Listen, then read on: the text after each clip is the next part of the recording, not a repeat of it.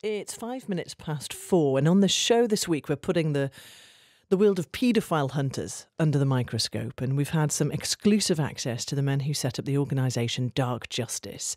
The guys are from Newcastle, and they describe themselves as an online child protection service, and they claim that the evidence they've gathered over the past 4 years has led to 164 arrests across the UK and to 85 people being convicted for crimes against children.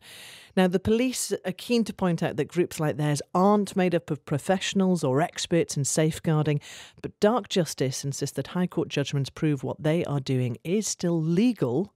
So why and how have Callum and Scott of Dark Justice taken the law into their own hands? Have a listen to this exclusive interview. BBC Newsnight.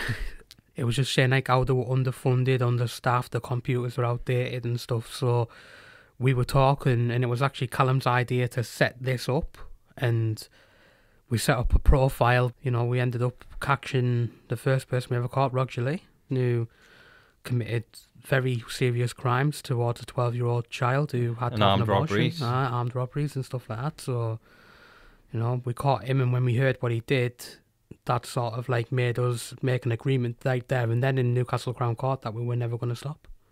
When you say you caught him, talk us through how you go about that.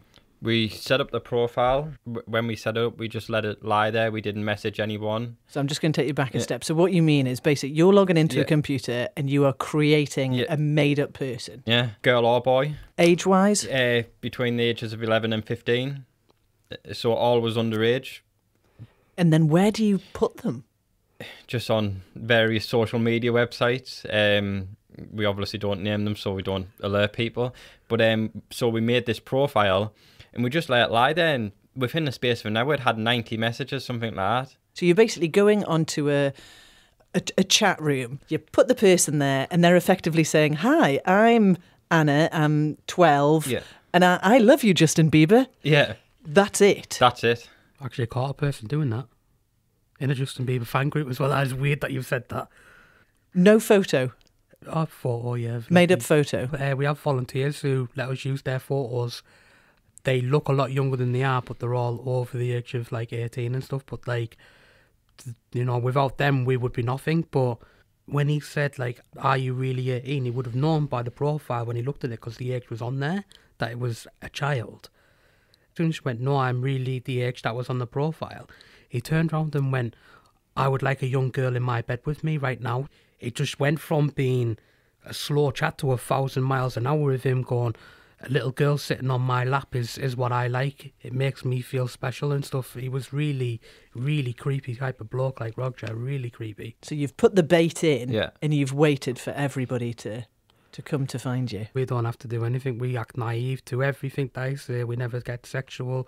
We always dodge any sexual stuff that they talk about, and they just reel themselves in. It's just a time frame. That's all it is. It can be different from person A to person B.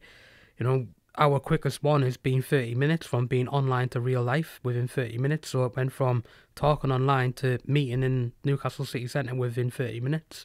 Our longest has been months. We just keep telling them our age. So it's asking them the question of the adult, am I allowed to do that? And they're turning around and going, yes.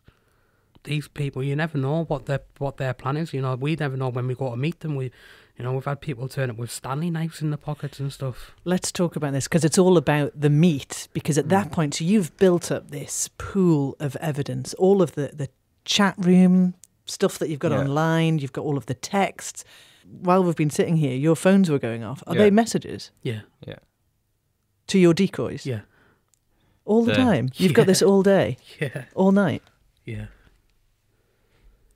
You even get some trying to ring you like 5 a.m. in the morning, 4 a.m. in the morning. Like, I mean, there's my WhatsApp and text messages. I've got 13 to reply to on WhatsApp and 5 text messages to reply to. And they're not your real friends? No. And they're only messaging now because they think my decoy's on lunch break at school.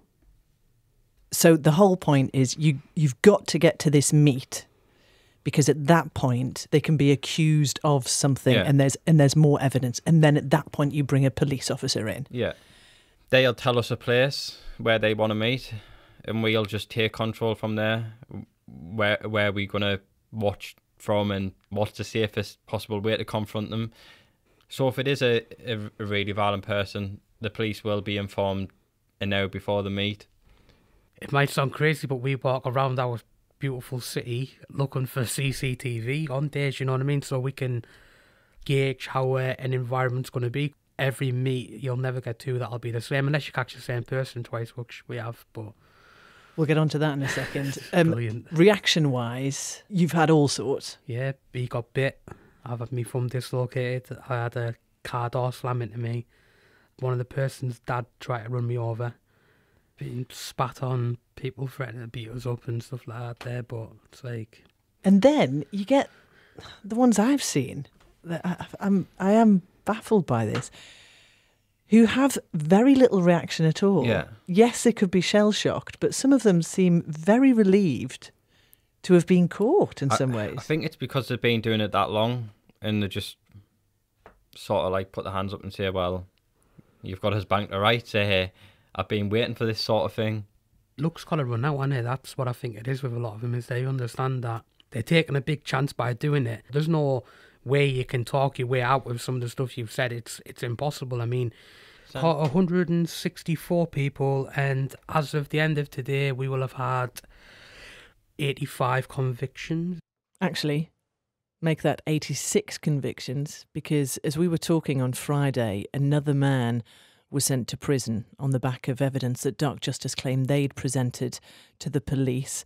This happened at Newcastle Crown Court. That man was already a convicted sex offender. It's something the organisation's calling the revolving door of the criminal justice system. It's something that I've put to pretty much every element of the criminal justice system over the past few days. You're going to hear more about that before 5 o'clock. Let us know how you feel hearing what Callum and Scott have had to say about this, about being paedophile hunters. On this week's show, we've been giving you an exclusive insight into the world of paedophile hunters here in the North East, and we're about to hear from the men in Newcastle who set up the organisation Dark Justice. Now, they say that evidence they've gathered over the past 4 years has so far led to 164 arrests across the UK and 86 people being convicted for crimes against children. The last one actually was convicted on Friday when I was doing the interview. They catch people by setting up a fake profile online of a girl or a boy, usually aged between 11 and 15, and then they use the photo of an adult volunteer who just looks underage but isn't. They put them in a chat room. Here's Scott from the group. On the fishing side of things is we put the bait out and they reel themselves in. Like, we don't have to do anything. We act naive to everything they say. We never get sexual. Our quickest one has been 30 minutes, so it went from talking online to meeting in Newcastle City Centre within 30 minutes. While we've been sitting here, your phones were going off. Are they messages? Yeah. Yeah. To your decoys? Yeah. I mean, there's my WhatsApp and text messages. I've got 13 to reply to on WhatsApp and 5 text messages to reply to. And they're only messaging now because they think my decoy's on lunch break at school. Shocking, but true. That happened in the interview on Friday. The idea of hunting paedophiles online and gathering evidence to get them convicted came from watching the BBC's Newsnight programme. It had talked about the police's cybercrime units being underfunded, understaffed, and then having some outdated computers. That was 4 years ago. Callum and Scott were inspired to take action, but they told me how it's taken over their lives. It's destroyed them, to be fair with you, as it's destroyed our lives. Can't do anything anymore, you know, like our family are at risk from what we've done and we're at risk from what we've done. What do you mean? Well, just people want to attack us, people want to kill us. You know, we've made some enemies on some scales that you never even knew existed within the world of child abuse. So, both of you? Yeah, people wanting to throw acid in our faces and so on like that, and some... We've even received some messages from people not even hiding identity, and we've handed them into the police and they've been took to court. But I mean, at the same time as it's destroyed it, it's also benefited in certain ways as well. Like, it opened your eyes, like, more than most people in this world. But it's opened your eyes to a level of depravity. Yeah. There's nothing nice in what you were doing, apart from, I imagine, the feeling of seeing somebody convicted.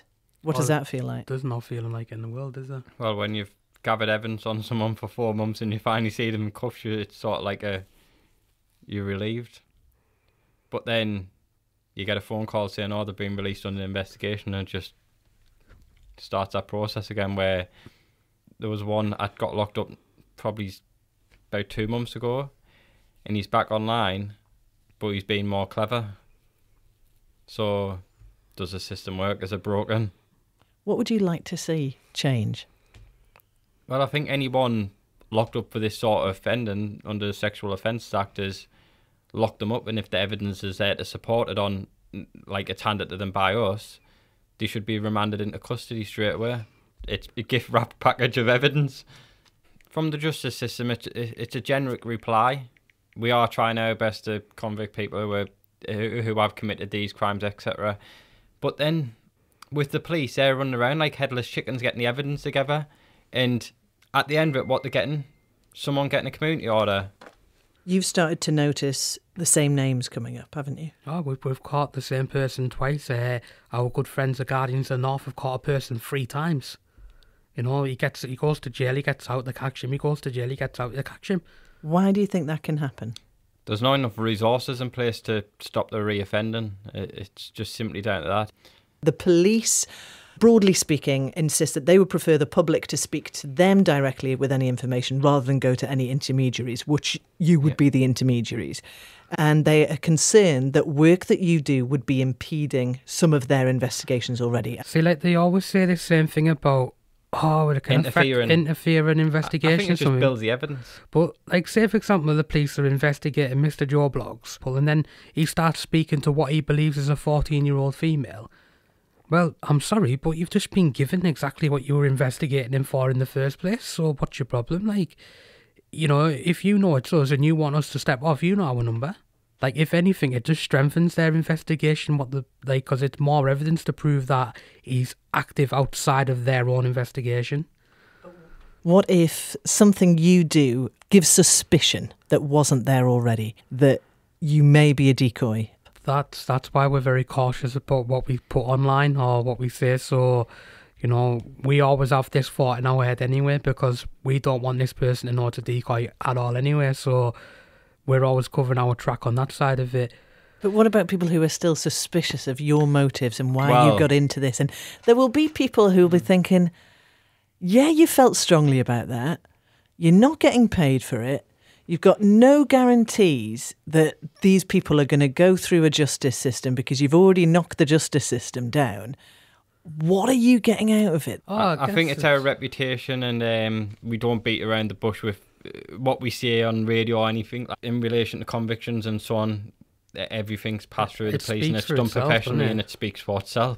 But anybody who's thinking, what is that? You're masquerading as young girls online. Are you getting some weird kick out of this? We get people who say that to us all the time, but it's for a good reason. So, like, if we were doing it for a sinister reason, then okay, I could imagine some people would think, can't go into our brains, but I think after doing it for 4 years and catching 180 odd people, I think we would have cracked by now, and people would have clocked on that we were up to no good, especially when the police download our phones probably once every 3 months. So, you know, the police know more about our personal lives than we know. So I can guarantee you, if we were up to no good, they would have us in cuffs, trust me.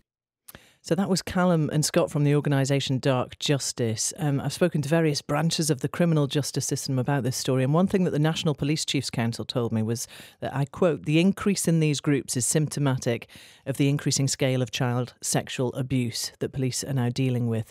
To give some context as well to Dark Justice's figures, the Sentencing Council gave me lots of statistics, and we've pieced through them, and they show that across England and Wales for the 10 years up until last year, 2017, 1,011 people were convicted under the sexual grooming offences. You can always text us, 81333, make sure you start that message BBC, or of course you can get in touch with us on social media.